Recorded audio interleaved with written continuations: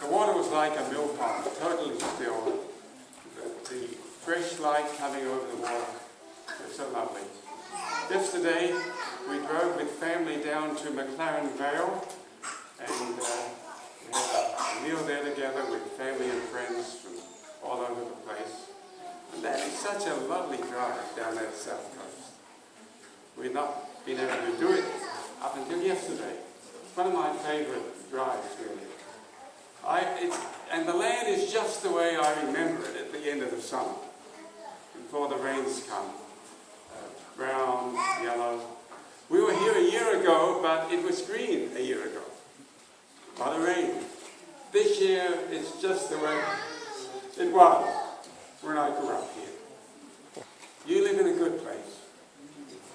I'm not surprised that our friends Les and Christine Wright decided to move here to Adelaide. It is a good place. And thank you, dear friends, for your love and warmth and hospitality. We've had a good time. Next week, we fly to Brisbane. Nolene has a brother there, so we have family and friends. And then on the weekend, before the weekend, we'll go down to Newcastle, make contact with people there at the Avondale area. Slip down to Sydney Friday night to meet with our Muslim friends at their mosque, keep contact with them. And then on the Sunday, we'll be heading back to the United States. Now today, I want to deal with something very, very basic. Many of you are young people here, and I'm very glad that you come to church. And thank you, William, for the music again. Thank you very much. And play. Something very, very basic. It's really, what is this thing called Christianity all about? And in particular, this Seventh-day Adventist Church. What is really the essence of it? What's the heart of it? There is a poet, a Victorian poet by the name of Charles Swinburne, and in one of his writings, he said this about Jesus. Thou hast conquered, O pale Galilean. The world has grown grey at thy breath. The world has grown grey at thy breath. Many people today would agree with that. The church and the message of Jesus is a grey message. The colour has faded away from it. You know, many young people in our church and in other churches today no longer go to church. They grew up in the church, but they simply drift away. And for many, it's probably because they think of the Christian message as being a grey message. Where's the fun? Where's the life? Where's the creativity? The world has grown grey at thy breath. I want to tell you today that I totally disagree with that description of Jesus Christ and his message. It is, for me, it is just the opposite. Not grey, but bright, but green, but living. The message of Jesus. I want to take you through 4 passages of Scripture today. One of them is printed in the bulletin. That will come last. But I want to take you through 3 others as we look at what Jesus is all about. The message and mission of Jesus, which is to be the message and mission of the Seventh-day Adventist Church and all who claim to be followers of his. First passage, Luke chapter 4. Jesus has started his ministry and he's been travelling around Galilee, and he comes back home to Nazareth. It's Sabbath. He goes into the synagogue to worship, and they hand him the scroll to read the Scripture. He turns to the Isaiah scroll and he begins to read. Luke chapter 4. Picking up here at verse 17. The scroll of the prophet Isaiah was handed to him, Unrolling it, he found the place where it is written, "The Spirit of the Lord is on me, because he has anointed me to preach good news to the poor. He has sent me to proclaim freedom for the prisoners, recovery of sight for the blind, to release the oppressed, to proclaim the year of the Lord's favour."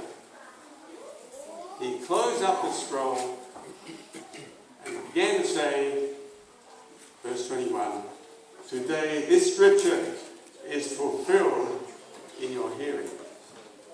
It's interesting that he chose this passage from Isaiah chapter 61 as a summary of the work that he would do and the message he would proclaim. In essence, dear friends, it is a message of freedom. Think of it. Look at it. Good news to the poor. Hope for the poor. Freedom for prisoners. Recovery of sight for the blind. To release the oppressed. To proclaim the year of the Lord's favour. That was the essence of what Jesus was all about in his preaching and in his word. He came to set men and women free. And I believe that is to be our message today. You notice it is a holistic, it is a whole view of humanity. It deals with the spirit, it deals with the body, it deals with our physical afflictions, it deals with our spiritual troubles. The Seventh-day Adventist Church has many hospitals, but it has a wonderful medical institution, which is a research-based institution at Loma Linda, California. And Loma Linda University and Medical Center has as its motto to make man whole. To make man whole. The mission of that institution, which has become world famous, is making people whole. It is about medical science, but more than medical science. It is about wholeness, completeness, freedom.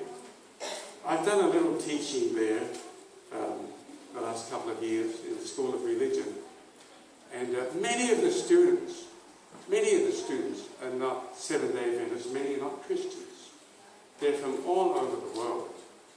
But one thing I learned, and I've been dealing with third and fourth year dental students and pharmacy students.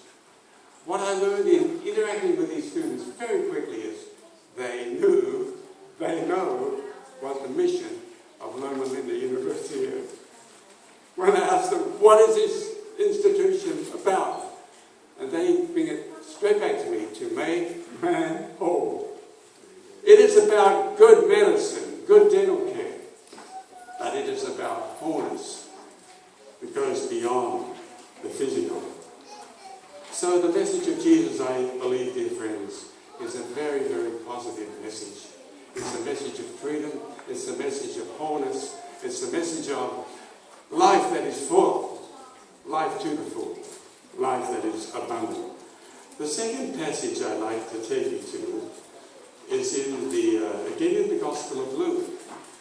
And here we have a particular focus on areas that especially concern us as Seventh-day Adventists. Here's another Sabbath situation, chapter 13 of Luke. Luke describes how Jesus goes to church, goes to synagogue on Sabbath. An interesting event occurs, picking up at verse 10. On a Sabbath, Jesus was teaching in one of the synagogues. And a woman was there who had been crippled by a spirit for 18 years. She was bent over, could not straighten up at all. Ever seen any of these poor folk who curvature of the spine, and, they can't even lift their head up? Ever seen folk like that? Yes. Not so many, but occasionally we've seen them. Curvature